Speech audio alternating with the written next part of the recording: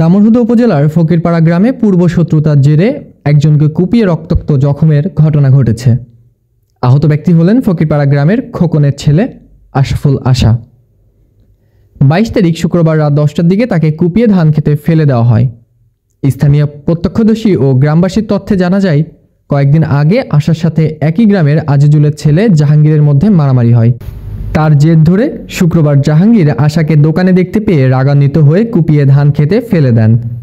পরে স্থানীয়রা আশাকে উদ্ধার করে চুয়াডাঙ্গা সদর হাসপাতালে ভর্তি করেন। তার অবস্থা খারাপ হয় চিকিৎসক তাকে রাজশাহীতে রেফার করেন। আজকে চুয়াডাঙ্গা সদর হাসপাতালের ইমার্জেন্সিতে একটি ফিজিক্যাল অ্যাসল্ট প্রতিপক্ষের আঘাতে রোগী এসছে। রোগীটার মস্তিষ্কে আঘাত, মাথা এবং মস্তিষ্কে আঘাত পাইছে এবং আঘাতটা গুরুতর, যার কারণে আমরা প্রাথমিক চিকিৎসা শেষে রাজশাহী মেডিকেলে রেফার করছি। রোগীটা শঙ্কামুক্ত নয়। আশার ভাই শাহিন বলেন, আমরা জানি না জাহাঙ্গীরকে কেন এমন করেছে। আমার ভাইয়ের অবস্থা খুব খারাপ, ডাক্তার রাজশাহীতে রেফার করেছেন। Damurhuda model thana officer in charge OC Humayun কবিরকে ফোন করলে এসআই সবুজ জানান, এ বিষয়ে আমাদের জানা নেই।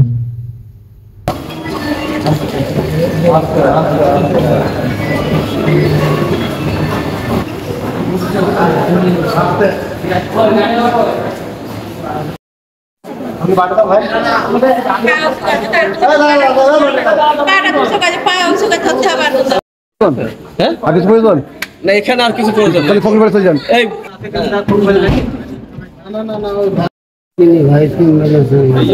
কেন মেরেছে কেন? এটা নিজেদের জাহাঙ্গীর আমার হেল্পার ছিল। জাহাঙ্গীর আমার সাথে ওর সাথে একবার আমার একটু এমনি ধাক্কা ধুকি মতন হয়ে হলো। হওয়ার পরে চলাচল কথাবার্তা হয়েছে, কিন্তু আজকে আবার আমি ওপরে গিয়েছি, ওপরে গিয়েছি এমনি দিয়ে আমি এক জায়গায় বসে একজনের সাথে কথাবার্তা বলছি। এমন সময় এই সুরাত তিনি ভাইতে এসে আমার একটু সময় আমি বুঝতেই পারিনি কিছু তো কি হয়ে গেল। আর কি বলবো, আমার কয়জন মিলে কুপিয়েছে আপনাকে? তিনজন। কে কে? জাহাঙ্গীর আর দুই ভাই।